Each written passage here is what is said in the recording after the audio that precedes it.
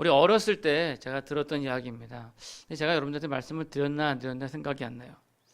한 귀여운 꼬마가 있었는데 이 꼬마가 엄마 손을 붙잡고 은행에 갔어요. 근데 은행 직원이 이 꼬마가 너무나도 귀엽게 생겼으니까 마치 제 어렸을 때의 모습 같습니다. 네. 그러니까 약간 그 놀리고 싶은 마음이 있었던가 봐요. 그래서 500원짜리 동전 하나 하고 1000원짜리 지폐를 딱 보여주면서 자, 어떤 거 가질래? 라고 했대요. 근데 이 꼬마가 뭐 달라고 그랬을까요? 예? 예, 동전. 예. 그 저기 번쩍번쩍 빛나는 동전을 주세요 라고 얘기를 했대요. 그래서 이 은행원이 야, 역시 꼬마는 꼬마구나 그렇게 했더니 근데 그 꼬마가 하는 말이 뭐냐면 그런데 그 옆에 있는 종이로 싸주시면 안 돼요? 라고. 애들이 모르는 것 같아도 다 알고 있죠. 예, 아주 영약합니다. 예. 사람은 누구나 그리고 언제나 선택을 하고 삽니다. 이것을 하려면 저것을 포기해야 하고 저것을 하려면 이것을 포기해야 하죠. 그래서 애속담에 보면 두 마리 토끼를 쫓다가 둘 다 놓치게 된다 그런 말이 있습니다. 우리 인생에서 보면 어느 시점에서든지 우리에게는 많은 그런 갈래의 길이 있고 또한 많은 선택을 합니다. 어쩌면 지금도 여러분들은 그 선택의 기로에 지금 서 있을지도 모르겠어요. 저 설교를 들을까? 딴 생각을 할까? 아니면 부족한 수면 보충을 할까? 예? 아니면 오늘 하루 빠질까? 아니면 갈까? 뭐 이런 등등의 선택의 그런 갈래가 있습니다. 운동선수가 꾸민 사람은 운동을 하기 위해 공부하는 시간을 좀 줄이고 또 다른 사람이 쓰는 시간들도 포기합니다. 마치 이게 커다란 그런 그 관이 있는데 그 관에다가 이제 뭔가를 채워넣어야 되는데 어떤 사람은 거기다 흙을 채워놓고 어떤 사람은 거기다 모래를 채워놓고 어떤 사람은 거기다가 자갈을 채워놓죠. 뭐든지 채워놔야 돼요. 또는 어떤 사람은 거기다가 모래, 자갈, 흙을 이렇게 섞어서 집어넣을 수가 있어요. 그러나 어느 한 가지만 선택해야지 모래, 흙, 자갈 다 섞어 넣는 거라든지 모래만이라든지 흙이만이라든지 아니면 자갈만이라든지 이렇게 선택을 해야지 어떤 것을 모래만 넣으면서 흙, 자갈 섞어서 이것도 안 되는 거예요. 그러니까 우리는 어떻게 뭔가를 선택하면 뭔가를 버려야 된다는 거죠. 어떻게 보면 여러분들 인생 가운데에서 뭔가 선택하기 위해서 실제로 버려지는 게 더 많을 것입니다. 자, 그러면 성경으로 돌아가 보도록 하겠습니다. 오늘 본문에 보면요, 어떤 사람이 밭을 갈다가 근데 그 밭이 소작농이었어요. 자기 땅이 아니라 남의 땅이었어요.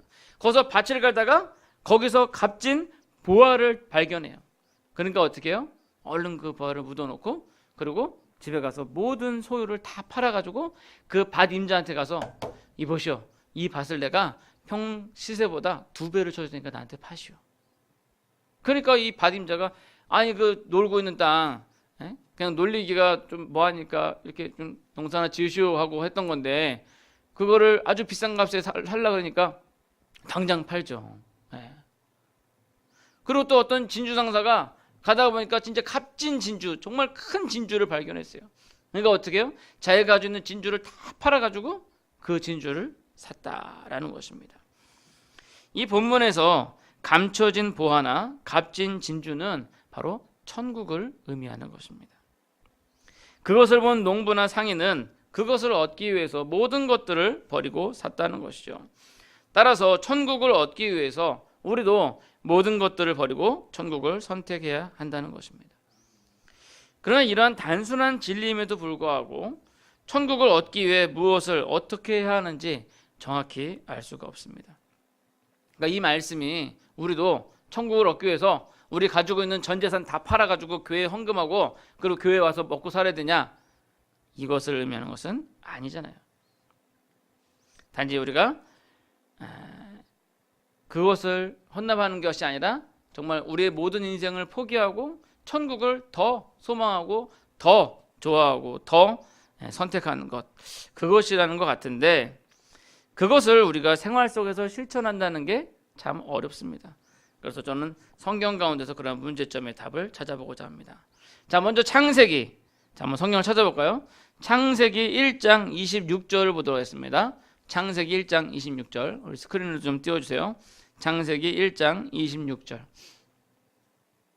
저녁에는 여러분들 좀 피곤하시고 그러시니까 이렇게 성경을 좀 찾으면서 좀 이렇게 잠을 이렇게 달아나게 할 수 있는 또 기회가 될 것 같습니다.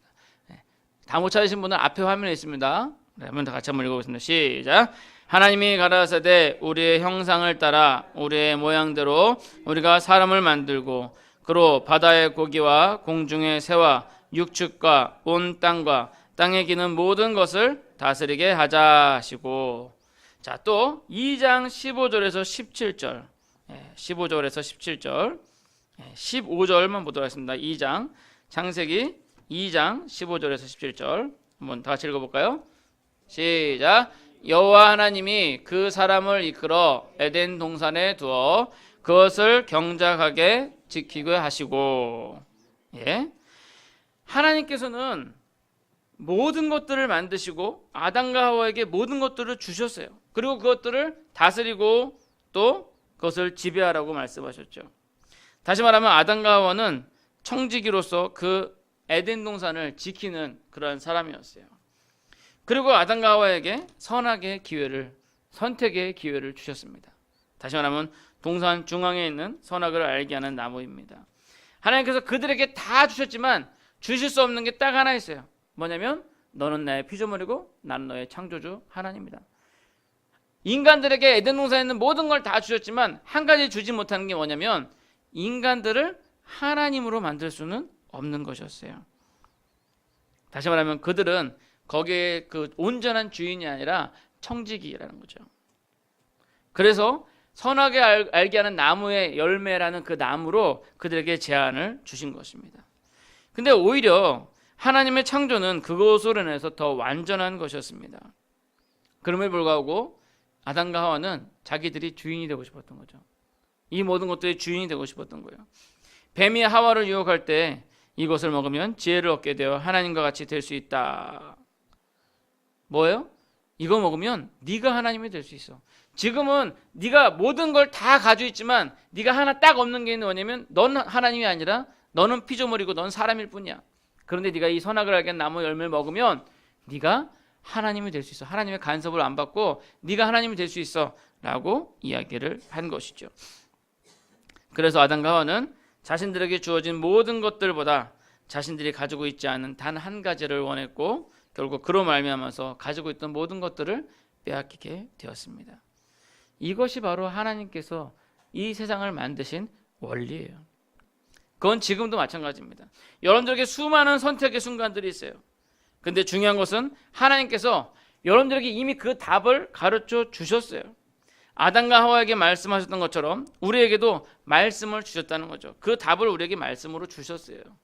근데 우리가 그 말씀을 등한시하고 잘못된 선택을 하게 될 때 실제로 아까 그 어린아이가 했던 것처럼 이 어린아이는 영약해가지고 2개 다 가졌지만 그러나 그 종이는 버리고, 그러니까 이 그 1,000원짜리로 10,000원짜리로 500원 이렇게 싸서 주니까 포장지는 뜯어서 버리고 500원만 취하는 그런 어리석은 일을 하게 되는 것입니다. 자, 이번에는 열왕기서 9장 3절에서 5절 말씀을 보도록 하겠습니다. 이건 제가 읽어드릴게요. 여호와께서 그에게 이르시되 내 기도와 내가 내 앞에서 간구한 바를 내가 들었은즉 나는 내가 건축한 이 성전을 거룩하게 구별하여 내 이름을 영원히 그곳에 두며 내 눈길과 내 마음이 항상 거기 있으리니 내가 만일 내 아버지 다윗의 행함같이 마음을 온전히 하고 바르게 하여 내 앞에서 행하며 내가 내게 명령한 대로 온갖 일에 순종하며 내 법도와 율례를 지키면 내가 내 아버지 다윗에게 말하기를 이스라엘의 왕위에 오를 사람이 내게서 끊어지지 아니하리라 한 대로 내 이스라엘의 왕위를 영원히 견고하게 하려니와. 이게 무슨 말이냐면 솔로몬에게 하나님께서 말씀하신 거예요. 솔로몬이 다윗의 뒤를 이어서 왕이 되었어요. 왕이 되었을 때 하나님께서 솔로몬에게 말하기를 야, 내가 다윗에게 이러한 큰 은혜를 베풀어 줬는데 다윗은 나의 마음에 합한 자였다.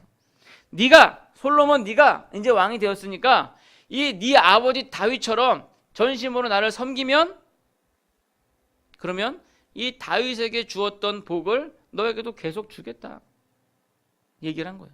그러니까 솔로몬은 아버지께로부터 받은 복이 있어요. 다윗은 사울왕한테 막 쫓겨가지고 막 죽을 뻔하고 생고생을 하면서 왕이 됐잖아요. 반면에 솔로몬은 아버지 잘 만난 덕에 쉽게 왕이 됐어요. 그러니까 이 솔로몬은 받은 거를 잘 지키기만 하면 되는 거였어요. 그런데 그 솔로몬의 말년을 보면요, 그는 말년에 이방 여인들을 부인으로 삼았고, 그리고 이방 여인들의 신상을 세웠어요. 그뿐만 아니라 거기다가 본인도 절을 합니다. 솔로몬은 받은 것만 잘 관리만 했어도 그가 그거를 영원토록 지속시킬 수가 있었어요. 이미 솔로몬에게 복을 주었으니까. 근데 솔로몬은 그 받은 것을 지속하지 못하고 이방 여인들과 결혼하고, 또 이방 여인들이 가지고 있는 신을 들여오고, 그리고 그 신 앞에 본인도 가서 절을 하고, 다윗이 갖고 있던 그 믿음을 이 솔로몬은 흐리게 만들었던 것입니다. 결국 그 솔로몬의 죄 때문에 이스라엘이라는 나라가 북이스라엘과 남유다로 갈라지게 되는 겁니다. 어떻게 보면 이 솔로몬은 처음에는 잘 나갔어요. 처음에는 그가 1000번제를 하나님 앞에 드리고, 하나님께서 네가 나에게 이렇게 1000번제를 드리니 내가 참 좋다, 네가 나한테 무엇인지 구하면 내가 다 들어줄게, 한 가지만 구해라. 솔로몬이 그때 하나님, 이 백성들을 다스릴 수 있도록 지혜를 주십시오. 지혜의 왕이었어요. 저기 남쪽 지방에는 사바의 여왕까지 와가지고 솔로몬의 지혜를 보고 감탄할 정도로 그런 젊은 시절에 아주 하나님을 잘 따르는 그런 왕이었어요.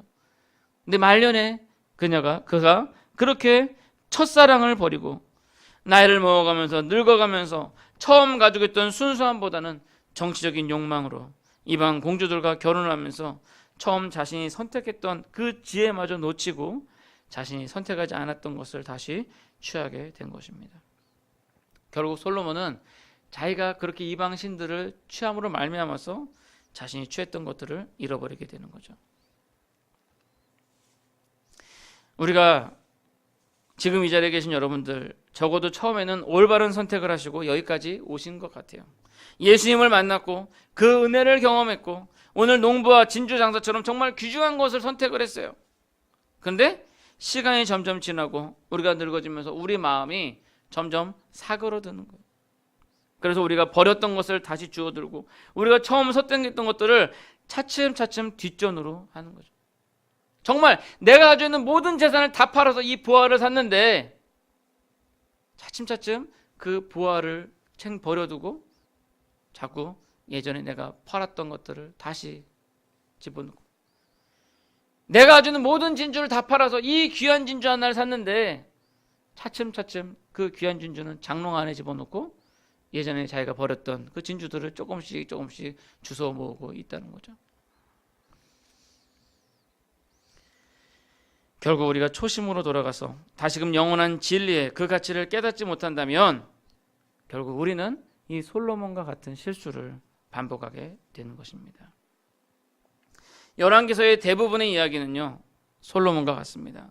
하나님의 약속, 그 다음에 그 약속을 어기는 많은 왕들과 그 결말들.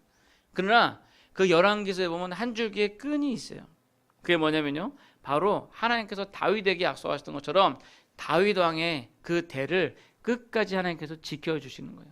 물론 북이스라엘은 막 장군이 일어나가지고 왕을 죽이고 반역해서 막 일어나고 그러지만 남유다는 계속적으로 다윗의 아들들이 계속 왕을 이어나갔어요.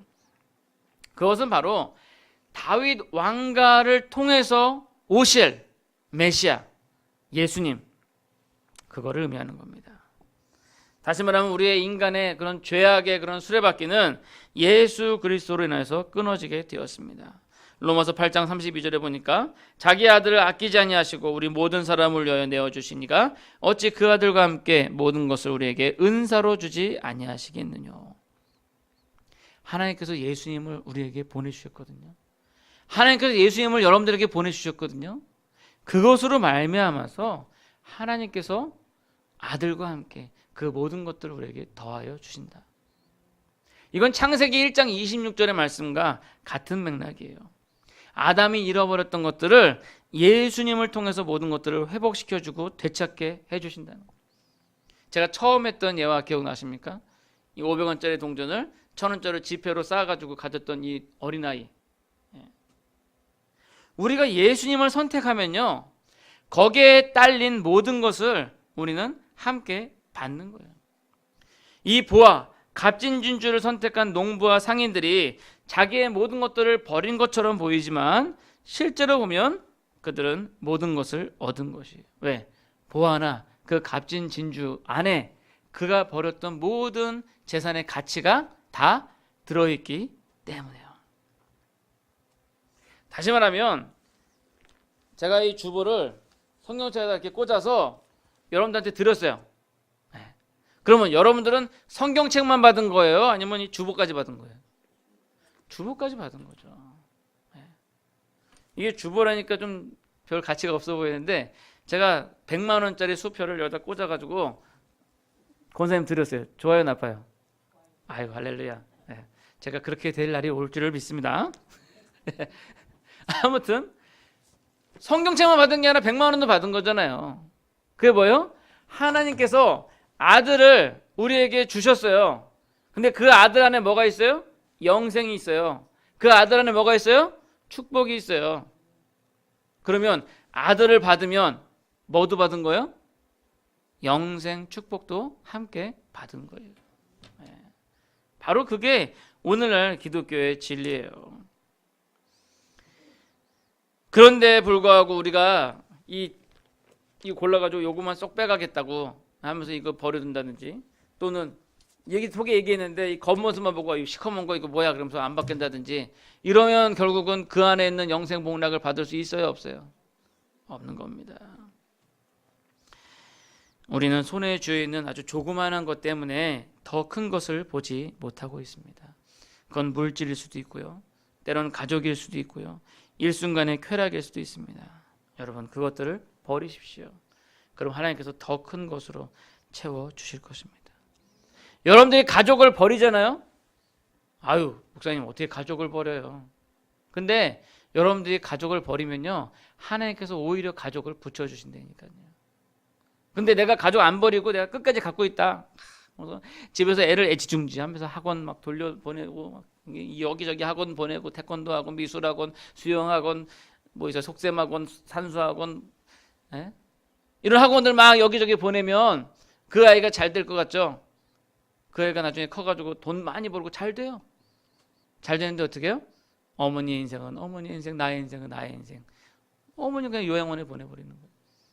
그러면 그 가족을 얻는 거예요, 잃는 거예요? 결국 그게 잃는 거예요. 하나님 앞에 가족을 맡길 때 오히려 하나님 안에서 그 가족을 얻는 거예요. 물질도 마찬가지입니다. 물질도 내가 이렇게 쥐고 있으면 100원짜리 한 장 쥐고 있으면 그냥 100원짜리 하나 그대로예요. 때로는 이것도 잊어버릴 수가 있어요. 그러나 그것을 하나님께 드렸을 때 하나님께서 그것을 1,000원으로도 만들고 10,000원으로도 만들고 100만 원으로도 만들고 수억으로도 만드실 수가 있는 거예요. 어린아이가 물고기 2마리, 떡 5개, 엄마가 야 너 예수님 설교 말씀 들으러 간다고? 야 광야 가면 먹을 게 없으니까 내가 도시락 줄 테니까 친구들이랑 나눠 먹어. 그러면서 도시락통에다가 물고기 2마리랑 떡 5개를 줬어요. 이 어린아이가 그걸 딱 가지고 왔어요. 근데 예수님께서 얘기하십니다. 야 지금 밤이 저녁 식사 시간이 됐는데 이 많은 사람들 니네가 좀 먹여라. 그러니까 제자들이 얘기하죠. 아니 우리가 무슨 돈이 있어가지고 이 사람들 다 먹입니까? 이 많은 사람들을. 그러면 너희 중에 뭐가 있냐? 그랬더니 그 어린아이가 그 도시락을 갖고 오는 거예요. 물고기 2마리하고 떡 5개. 이 어린아이의 도시락 그게 뭐 성인도 먹기가 부족할 거예요. 그런데 그 어린아이의 손에 있던 물고기 2마리와 떡 5개가 예수님의 손에 들려졌을 때 5,000명이 먹고 12광주나 남는 기적의 역사가 일어난다는 거예요.